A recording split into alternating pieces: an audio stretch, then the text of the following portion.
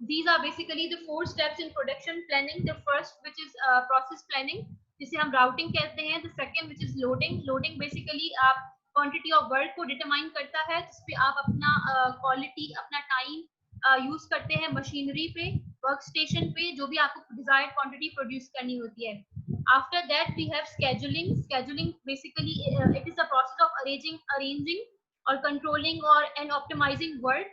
Scheduling में हम क्या करते हैं कि जो भी आपका बजट प्लान होता है, या जो भी आपको जिस तरह आपने अपना टास्क का एक स्ट्रेटेजी बनाई हुई होती है, scheduling का प्रोसेस एस्टेब्लिश करता है when each step of the work will be performed. Scheduling is used to allocate plant and machinery resources, plan human resources, plan production process and purchase materials. इस scheduling आपको आपने जो भी machinery use की हुई होती है, ह्यूमन रिसोर्सेज यूज किए होते हैं, और आपने कोई भी परचेज किया होता है मटेरियल के लिए, कोई भी रिसोर्सेज, उस schedule आपको बेसिकली उसका एक बजट बना के देता है. After that we have the fourth, which is dispatching.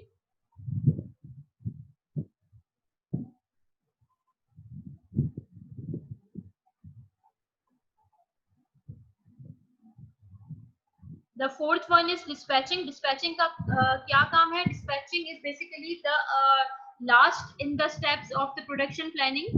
Dispatching is referred to the control of process of operation planning. Its purpose is to improve the operability by properly controlling the capacity of delivery date management.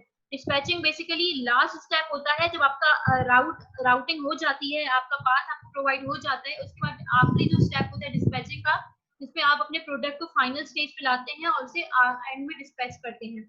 The official authorization to do the work. Dispatching का मतलब है कि आखिर में जो आप अपना target, या जो भी आपका टारगेट अचीव हो जाता है, आपका प्रोडक्ट पूरा हो जाता है. Just wait for a while.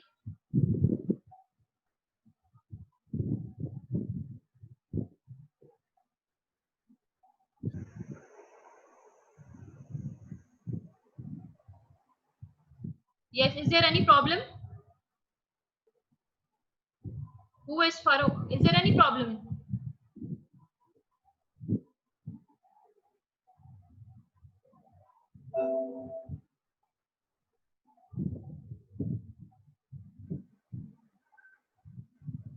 गलती से हैंड रेस हो गया मैं. अच्छा, गलती से हो गया. अगर कोई भी प्रॉब्लम हो तो आप लोग हैंड रेस कीजिएगा, ताकि मुझे पता चल जाए. आपको अगर आवाज का कोई मसला है या स्पीकर को शो नहीं हो रही, just let me know. Okay ma'am.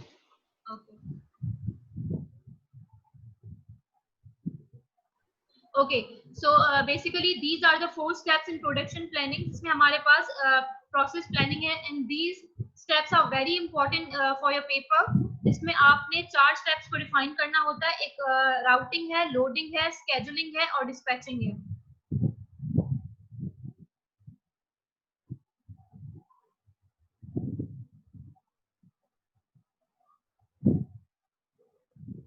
Just give me 1 second.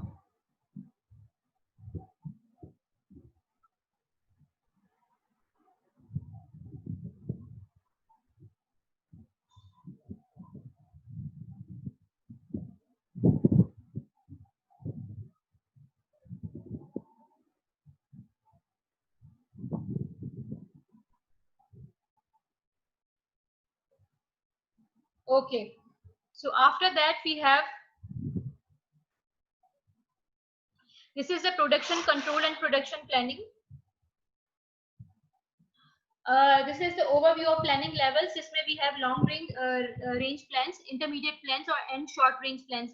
Long range plans आपने ऑलरेडी लास्ट लेक्चर में कवर किए हैं, जिसमें मैंने आपको बताया था कि जिसका टाइम पीरियड 10 to 12 इयर्स होता है, जिसमें हम अपनी प्रोडक्ट डिजाइन करते हैं.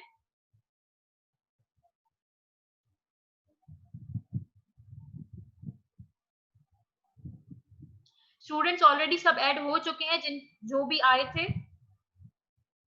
I don't have new students here right now. सब ऐड हो चुके हैं.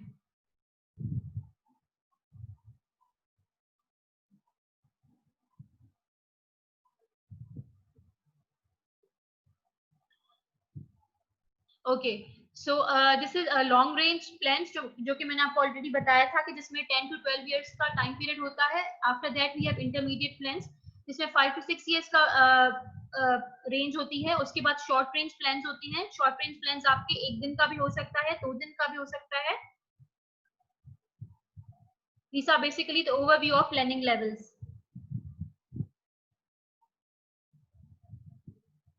This is the aggregate planning. Aggregate planning का क्या काम होता है? What is aggregate planning? An intermediate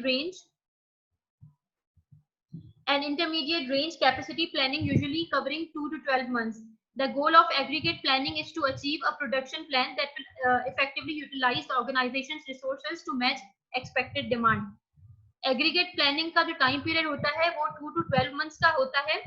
गोल जो एग्रीगेट प्लानिंग का होता है वो इस तरह का प्लान को अचीव करना होता है, जो भी आपका प्रोडक्शन प्लान होता है, ताकि आप जो है जो भी आपके रिसोर्सेज हैं, आपके पास ह्यूमन रिसोर्सेज हो गए, मशीनरी हो गई, जो भी टारगेट को पूरा करने के लिए आप पूरे यूटिलाइज कर सकें उसको.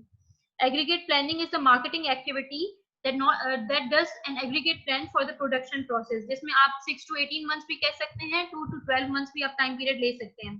To give an idea of management as what quantity of materials and other resources to be produced. मतलब आप कौन से प्रोडक्ट्स यूज करेंगे, कौन सी क्वांटिटी यूज करेंगे, कौन से रिसोर्सेज यूज करेंगे और कब करेंगे, और उसकी टोटल कॉस्ट क्या होगी ऑर्गेनाइजेशन में, ये आप सारा एग्रीगेट प्लानिंग में डिफाइन करते हैं कि आपने रिसोर्सेज कौन से यूज किए हैं, मशीनरी कौन सी यूज की है, मटेरियल्स कौन से यूज किए हैं और कब किए हैं, कितना बजट है, ये सारी चीजें आपको एक एग्रीगेट प्लानिंग में डिफाइन करनी होती है, जिसका टाइम पीरियड 2 to 12 मंथ्स भी हो सकता है, 6 to 18 मंथ्स भी हो सकता है.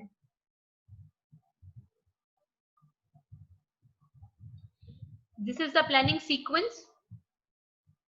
प्लानिंग सीक्वेंस बेसिकली हम उसे कहते हैं जिसमें हम अपना लिस्ट ऑफ प्लानिंग फंक्शंस बताएं या जो भी पैरामीटर्स बताएं. पैरामीटर्स इस तरह हो गया कि हमने कोई स्ट्रेटजीज बता दी, पॉलिसीज बता दी. पॉलिसीज में लास्ट लेक्चर में we have already discussed what are policies. Policies में एम्प्लॉयज को हायर किया जाता है, उन्हें वर्क असाइन किया जाता है ताकि डिफरेंट टाइप ऑफ पॉलिसीज वो डिफरेंट टाइप्स ऑफ पॉलिसीज होती हैं. और एग्रीगेट डिमांड फोरकास्टिंग के बारे में भी हमने पढ़ा था कि फ्यूचर इवेंट को प्रोडक्ट करता है. Planning sequence basically it's a list of planning functions and parameters that are processed in order you have to previously determine. आपने जो भी प्लानिंग सीक्वेंस में पैरामीटर्स रखने होते हैं, जैसे एग्रीगेट प्लानिंग हो गई, उसमें स्ट्रेटजीज हो गई, पॉलिसीज हो गई. This is the concept of aggregation. Aggregation का कॉन्सेप्ट क्या है, क्यों हमें बजट बनाना पड़ता है, क्यों हमें रिसोर्सेज और मशीनरी यूज करनी पड़ती है, क्यों हमें क्वांटिटी, क्वालिटी और मटेरियल्स की इंफॉर्मेशन देनी होती है. Aggregate planning is essentially a big picture approach to planning. आपने प्लानिंग पूरी करनी होती है एग्रीगेशन के लिए. Organisation don't focus on a single product but on a group of similar products और services, hence the term aggregate planning. Aggregate planning में आपको सिर्फ किसी एक आइटम पे या किसी एक प्रोडक्ट पे फोकस नहीं करना होता, बल्कि जो भी आपके सिमिलर से रिलेट करते हैं प्रोडक्ट्स या जो भी आपकी सर्विसेज होती हैं, उन पे हमें फोकस करना होता है. उसका रीजन ये है कि implementing a plan is time consuming. अगर इम्प्लीमेंट करते हैं आप एक प्रोडक्ट पे, अगर आप अपना टाइम जाया तो नहीं करेंगे. ऑब्वियसली आपने जो है वो मल्टीपल प्रोडक्ट्स आपने बनाने होते हैं, जिसपे आप देख सकते हैं कि किस तरह काम हुआ है. Aggregation is necessary because of the difficulty in estimating the volume and timing of individual items with accuracy. It is related to budgeting process, helps synchronizing flow throughout the supply chain. अब आप जो है एक अगर single product पे करेंगे तो आपको ना उसकी एक्यूरेसी पता चलेगी, ना उसका वॉल्यूम, ना उसकी कोई क्वांटिटी या क्वालिटी आपको पता चलेगी. और ये रिलेटेड होता है ऑब्वियसली बजटिंग से. और आप सिंक्रोनाइज करते हैं जो भी आपकी सप्लाई चेन होती है. सिंक्रोनाइज मतलब आप कनेक्टेड होते हैं जो भी आपकी सप्लाई चेन के प्रोडक्ट्स होते हैं. This is the overview of aggregate planning. Forecast of aggregate demand for intermediate range and general plan to meet the demand requirements. These are basically the inputs and outputs of aggregate planning, जिसमें हमारे पास policies आ गई, over time हो गया, inventory जो levels है, inventory हम list of goods या items को कहते हैं, बैक ऑर्डर्स हो गए जो हम एडवांस में बैक ऑर्डर्स ले लेते हैं, या जैसे हमारे पास कोई बैकअप प्लान हो गया. And these are basically the outputs of the aggregate planning. जिसमें we have output, employment, subcontracting and back ordering. These are the planning aggregate planning strategies. जिसमें we have proactive, reactive and mixed. What is proactive? Attempt to alter demand so that it matches capacity. They involve demand options. So proactive में है they involve demand options. Demand options में क्या होता है कि इसमें जो है आपका जो भी प्रोडक्ट होता है आप इसमें ऑल्टर कर सकते हैं, जो भी आपकी चेंजेस हो, जो भी आपके ओपिनियंस आप जिससे लेना चाहें. उसके बाद रिएक्टिव में क्या होता है, attempt to alter capacity so that it matches the demand. They involve supply options. आगे आप पढ़ेंगे कि डिमांड ऑप्शंस क्या है, सप्लाई ऑप्शंस क्या है. मिक्स में है involve an element of an each of previous strategies. Mix में फिर हम अपने जो प्रीवियस स्ट्रेटेजीज पे अगर काम किया हुआ होता है तो फिर उनको फॉलो करके हम अपने प्रोडक्ट की स्ट्रेटेजी बनाते हैं, किस तरह उसको पूरा करना है, किस तरह टारगेट को पूरा करना है. These are the demand options: pricing, promotion, back orders, new demand. Pricing का मतलब आप जो प्रोडक्ट बना रहे हैं उसकी प्राइसिंग आपने शिफ्ट करनी है, किस तरह आपने उसके पीक ऑर्डर्स लेने हैं, प्राइसिंग आपने क्या रखनी है, प्रमोट किस तरह करना है, किस तरह एडवर्टाइज करनी है आपने. बैक ऑर्डर्स लेते हैं, orders are taken in one period and delivers promised for a later period. आप अपकमिंग ऑर्डर्स लेते हैं.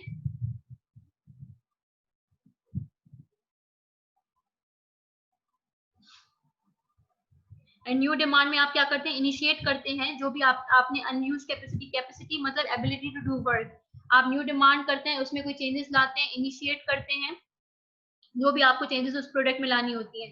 सो आप these are the demand options and these are the supply options. Supply options में क्या आ जाता है, हमारे पास hire and lay off workers, over time और slack time, part time workers, inventories and subcontracting. These are basically the supply options.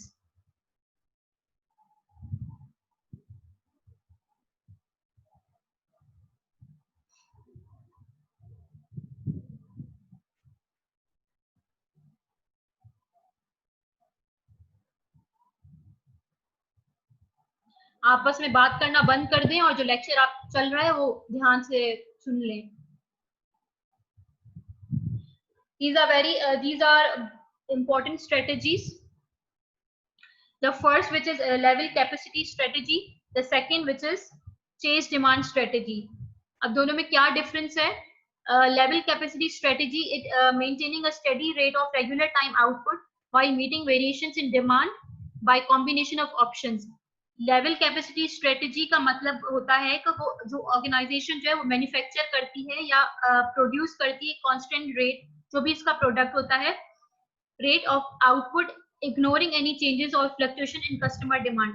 मतलब जो लेवल कैपेसिटी स्ट्रेटेजी होती है तो वो कोई भी प्रोडक्ट में कस्टमर के हवाले से कोई भी उसमें चेंजेस या ऑल्टरेशंस नहीं करती प्रोडक्ट में. लेकिन जो चेज डिमांड स्ट्रेटेजी होती है वो मैचिंग करती है. Matching capacity to demand is the planned output for a period is set at the expected demand for that period. Chase demand strategy basically depend करती है मार्केट पे कि मार्केट से उसकी वैल्यू क्या है. The chase strategy refers to the nation that you are chasing the demand set by the market. जो भी मार्केट से आपकी स्ट्रेटेजी सेट की हुई होती है उस प्रोडक्ट के लिए, आप फिर उसी तरह उसकी ऑल्टरेशंस भी करते हैं, उस प्रोडक्ट में चेंजेस भी लाते हैं और उस तरह फिर उसे सेल किया जाता है. लेकिन लेवल कैपेसिटी स्ट्रेटेजी में आप किसी भी ऑल्टरेशंस या किसी भी चेंजेस के लिए एग्री नहीं होते. तो मतलब लेवल कैपेसिटी स्ट्रेटेजी और चेज डिमांड स्ट्रेटेजी दो ये डिफरेंट स्ट्रेटेजीज हैं.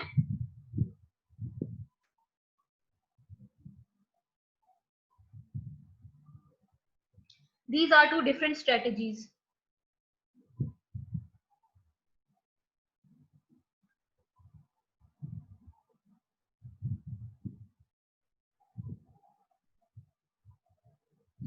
लेवल स्ट्रेटेजी में आपके पास एडवांटेजेस एंड डिसएडवांटेजेस हैं. अगर आप लेवल स्ट्रेटेजी यूज करते हैं तो उसका एडवांटेज ये है कि stable output rates and workforce, and disadvantage उसमें है कि आप ग्रेटर इन्वेंट्री कॉस्ट होगी, increase over time and idle time, resource utilisations very over time.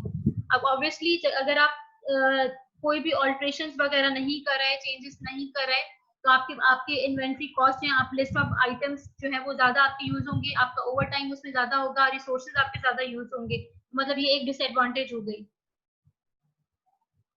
This is the chase strategy जिसमें हमारे पास एडवांटेजेस हैं कि हमारी इन्वेस्टमेंट जो है उसमें इन्वेंट्री में बहुत कम होगी. इन्वेंट्री आपकी जो भी आपके रिसोर्सेज वगैरह हैं लेबर यूटिलाइजेशन आपकी ज्यादा होगी उसमें, और डिसएडवांटेज होगी कि आप the cost of adjusting output rates और workforce levels.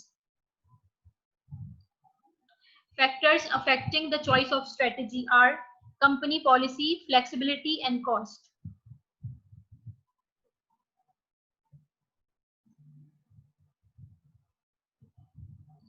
These are the techniques for aggregate planning.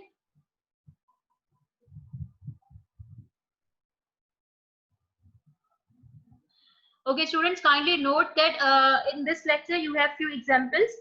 लेकिन इस लेक्चर के हम एग्जाम्पल्स जो है वो कवर नहीं करेंगे. तो आपके जो यूट्यूब पे वीडियो है, मैंने ऑलरेडी उस आपकी स्लाइड्स जो है वो जो एग्जाम्पल्स हैं वो कैंसिल कर दिए हैं. So no need to do that examples हम नहीं करेंगे. बाकी जो आपका थ्योरी वाला पार्ट है वो ऑलरेडी आपके यूट्यूब पे अपलोडेड है विद द वीडियो. तो आप लोग जो अभी मैं एक्सप्लेन कर रही हूँ ओनली वो स्लाइड्स आपकी इंक्लूडेड हैं.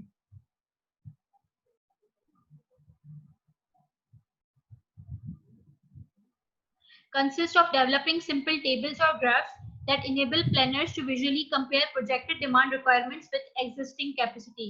The main disadvantage of these techniques is that they do not necessarily result in the optimal aggregate plan. अब ये basically trial and error techniques हैं. अगर हम ग्राफ्स और स्प्रेडशीट्स वगैरह यूज करते हैं तो हमारे पास इजी इस तरह हो जाता है कि अगर हम ग्राफ्स या टेबल्स बना के अपना रिजल्ट शो करें तो इजीली हमारे पास उसका प्रोडक्ट की जो रिजल्ट है वो इजीली शो होगा. डिसएडवांटेज उसका ये है कि the main disadvantage of this technique is that they do not necessarily result in the optimal aggregate plan. May be फिर उसका उस हिसाब से आपको बजट उसका क्लियरली शो ना हो.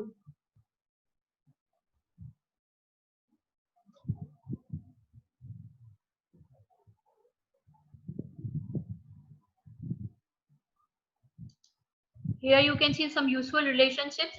These are the examples which we will not cover in this lecture.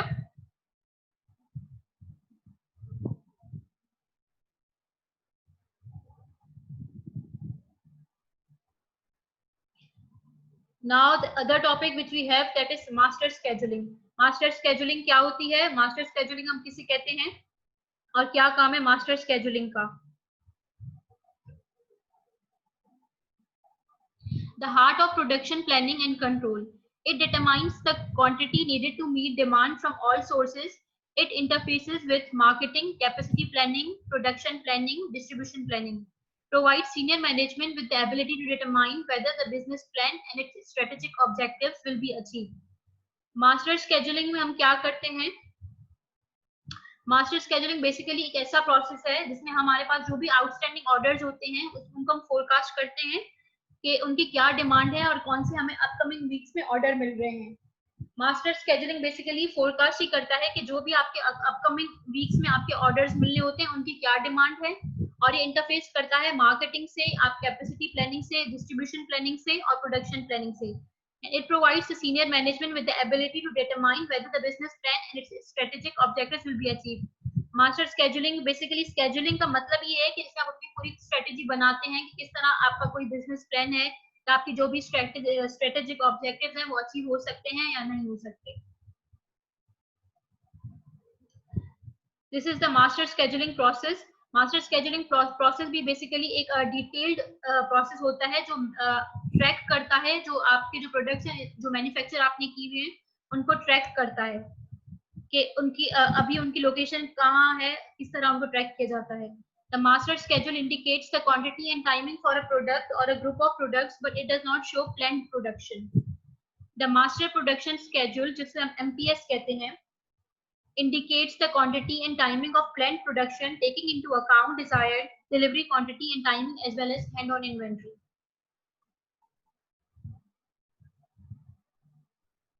Yes, what happened? Is there any problem?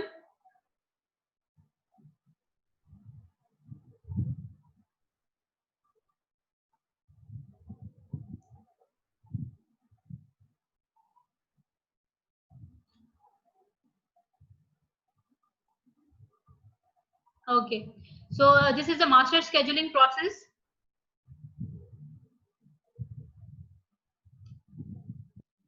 तो मास्टर स्केजुलिंग प्रोसेस में हमारे पास एक RCCP होती है जिसे हम रफ कट कैपेसिटी प्लानिंग कहते हैं, और वो एक इन्वॉल्व करती है जिसमें हम टेस्ट करते हैं, टेस्टिंग प्रोसेस होता है जिसमें प्रोडक्ट्स को टेस्ट किया जाता है, या जो भी आप रिसोर्सेज यूज कर रहे हैं या जो भी मशीनरी आप यूज कर रहे हैं उनको टेस्ट किया जाता है.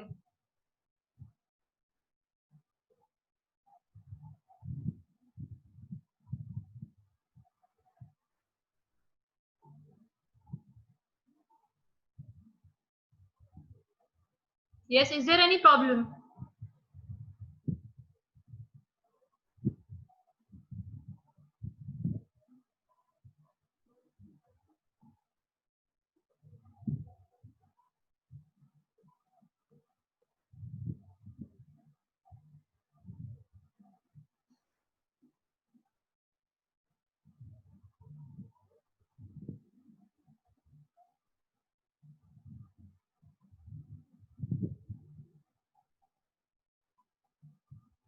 Okay, so this is the master scheduling process, which is rough cut capacity planning. Is the validation of the developed master schedule. It involves testing the feasibility of a proposed master schedule relative to available capacities. Master इसमें master scheduling process में जो हमारे पास आरसीसीपी है, जो हमारे पास rough cut capacity planning है, basically आपको बताया गया है कि इसमें जो है आप अपने प्रोडक्ट्स को टेस्टिंग पर्पस के लिए यूज करते हैं. एंड ये एक long term capacity planning tool होता है जिसमें हम हमारी मार्केटिंग और जो प्रोडक्शन होती है, जो भी उनके रिक्वायरमेंट्स होती हैं, उनको हम बैलेंस करते हैं.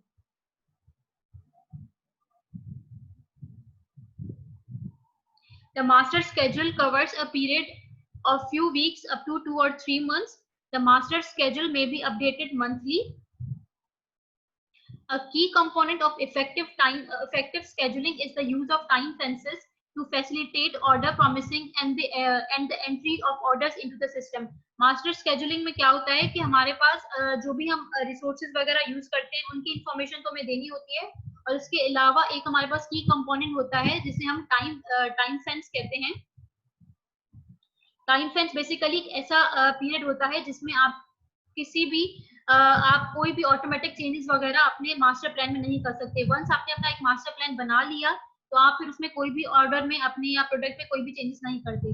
The planning time fence specifies a period within which no automatic changes are to be made to the master plan. जो भी आपका मास्टर प्लान है उसमें आप फिर कोई भी चेंजेस नहीं करते. ये डिफाइन करता है आपके टाइम फेंस को, जो एक मास्टर स्केड्यूलिंग में प्रोसेस होता है, इनिशियली आपको डिफाइन करना होता है. जैसे आप अपना बजट बनाते हैं या जो भी रिसोर्सेज यूज करने होते हैं वो पूरा एक स्केड्यूल पूरा बनाते हैं, स्ट्रेटेजी बनाते हैं. टाइम फेंस इसको डिफाइन करता है जिसमें आप कोई भी चेंजेस नहीं कर सकते वंस आपने एक प्लान बना लिया. So this is the end of the lecture. जो स्लाइड्स मैंने आपको कवर करवाई हैं, you have to do only दो स्लाइड्स, और इसमें सिर्फ एग्जांपल्स हैं जो कि आपने नहीं करने.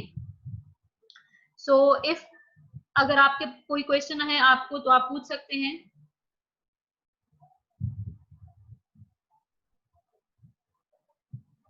Let me know if you want to ask anything.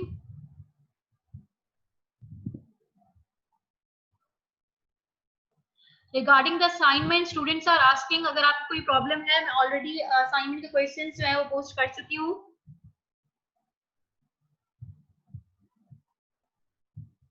Assignment के क्वेश्चंस आपको ऑलरेडी मैं पोस्ट कर चुकी हूँ, और असाइनमेंट के क्वेश्चंस हो सकता है कि उनमें से कोई क्वेश्चन आपके एग्जाम में आ जाए. आई एम नॉट श्योर कि आपका एग्जाम किस तरह लिया जाएगा, किस तरह होगा, लेकिन आपके असाइनमेंट के क्वेश्चंस में से आपका पेपर आ सकता है. और this is the 11th lecture which we have covered. Still few lectures are left जो कि हम अपकमिंग डेज में या वीक्स में होपफुली कवर कर लेंगे.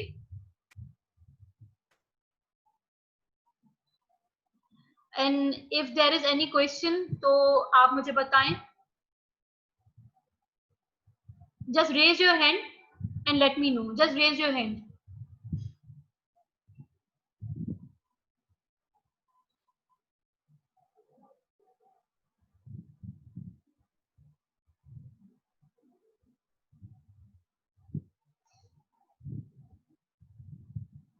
Assignment सबने मुझे email करनी है with your name and your roll number. Kindly with your name and your roll number. आपका नेम या रोल नंबर अगर आपने गलत लिखा है, मिस हो गया है, आपके मिड टर्म के 40 मार्क्स चले जाएंगे. फिर मुझे नहीं कहिएगा कि हमारे मार्क्स चले गए, हमें पता नहीं था क्या करना था.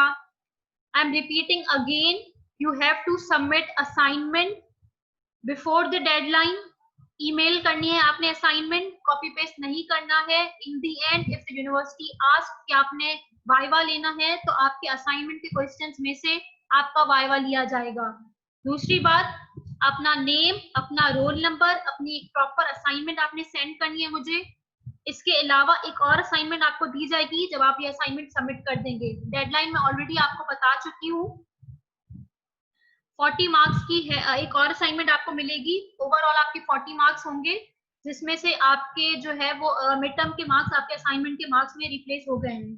तो प्लीज अपने नेम, अपने रोल नंबर के साथ दीजिएगा, ताकि जब मैं रिजल्ट बनाऊं तो मुझे कोई प्रॉब्लम ना हो कि आपके मार्क्स ना इधर उधर हो जाएं। ईमेल मैंने ऑलरेडी पोर्टल पे अपलोड कर दी है, मैंने सारी डिटेल्स पोर्टल पे लिख दी हैं। unsa_yahoo.com है, मैंने ऑलरेडी पोर्टल पे लिखी है। अगर इसके अलावा भी किसी को कोई प्रॉब्लम है तो कोई पूछ सकता है मुझसे।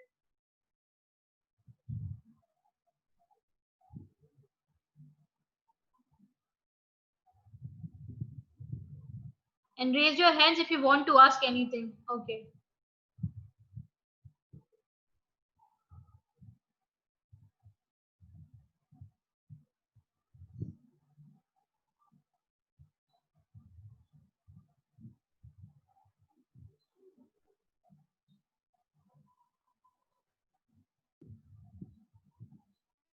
Yes, Essen.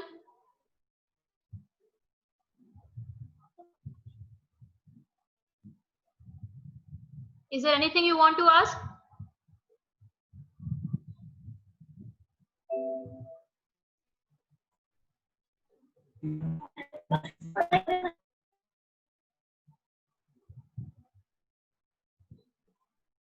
Is there anything you want to ask?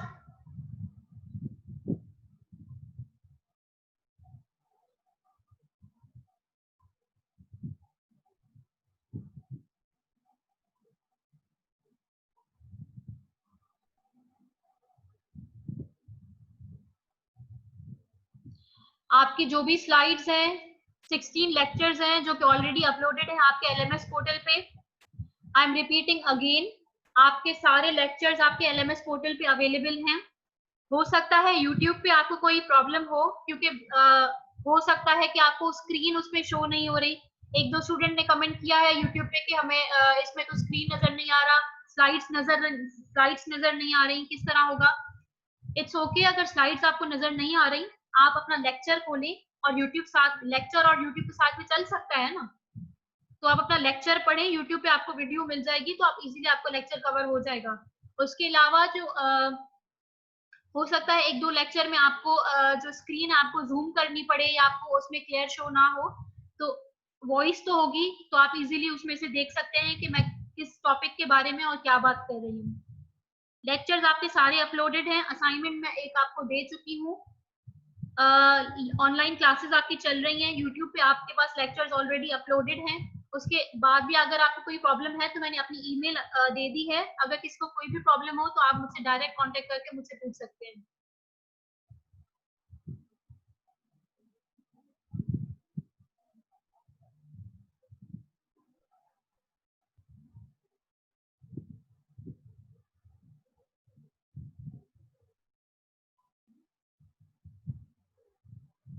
और काइंडली जब आप अपनी असाइनमेंट करें तो उस क्वेश्चन को समझ लीजिएगा, हो सकता है कि वाइवा आपका लिया जाए, ताकि पता चले कि असाइनमेंट आपने खुद समझ के की है या बस कॉपी पेस्ट की है।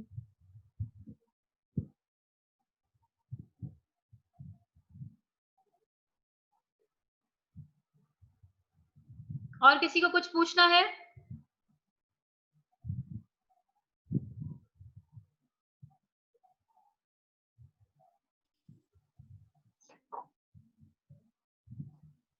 यस मैम, असाइनमेंट की डेडलाइन बता दें। असाइनमेंट की डेडलाइन मैंने ऑलरेडी अपलोड की, आई थिंक 16th है या 18th है, I am not sure. Ma'am, portal पे किया आपने? जी हाँ, मैंने पोर्टल पे की है। Okay, thanks. पोर्टल पे अपलोडेड है, उसके अलावा ईमेल भी वहीं पर अपलोडेड है।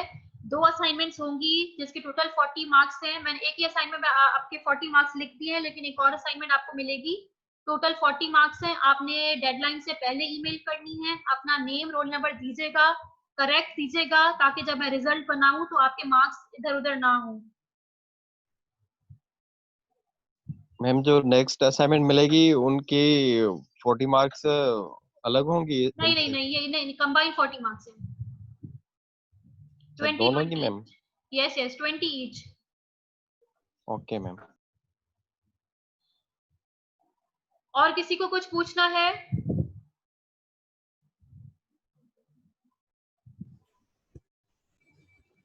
अस्सलाम वालेकुम मैम। वालेकुम सलाम। मैम ये आप जो स्लाइड्स पढ़ा रही हैं जी, ये आपने एलएमएस पे अपलोड की हुई है? ऑलरेडी अपलोडेड है आपकी सारी स्लाइड्स। मैम 9th वीक में एक ही स्लाइड अपलोड थी, उसमें आई थिंक 50 पेजेस है, ये उसी में से है या ये अलग है? नहीं, लेक्चर वाइज एवरी वीक पे अपलोडेड है ना। लेक्चर 1 से लेके लेक्चर 16 तक वीक 1 में अपलोडेड है, फिर वीक 2 में सेकंड लेक्चर अपलोडेड है, वीक 3 में थर्ड लेक्चर, इस तरह अपलोडेड हुई हुई है। अच्छा मैम।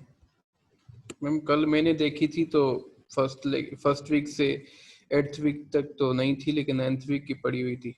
नहीं नहीं, फर्स्ट 1 to 16 सारी लैब्स हैं। आप एक दफा फिर देखिएगा, अगर फिर भी कोई आपको लग रहा है कि लेक्चर्स अवेलेबल नहीं है तो आप मुझे ईमेल कीजिएगा, मैं दोबारा चेक कर लूंगी। Okay ma'am. और मैम ये आपने सीजनल वेरिएशंस के बारे में पढ़ाया, जी जी। तो मैम जो स्टोर्ड प्रोडक्ट्स होते हैं क्या उनका भी सीजनल वेरिएशन पे इम्पैक्ट पड़ता है? उस पे भी हो सकता है, जैसे कोई डिजास्टर आ गया, या इस स्टोर जो प्रोडक्ट्स हैं वो अगर खराब इस तरह नहीं हो रहे हैं, या उसका टाइम पीरियड ज्यादा है, कि अगर स्टॉर्म आ गया है या कोई डिजास्टर आ गया है, लेकिन हम वेट कर सकते हैं, तो फिर उन पे हम वेट भी कर सकते हैं। उसकी क्वालिटी पे या उसकी क्वांटिटी पे कोई इतना फर्क नहीं पड़ेगा। लेकिन जो दूसरे प्रोडक्ट्स होते हैं उनकी क्वालिटी या क्वांटिटी पे फर्क पड़ सकता है। आपकी सेल जो है ना, एक होता है ना कि अभी इसका रीजन है, मैम अभी इसका टाइम है, इसमें इसकी सेल अच्छी होगी,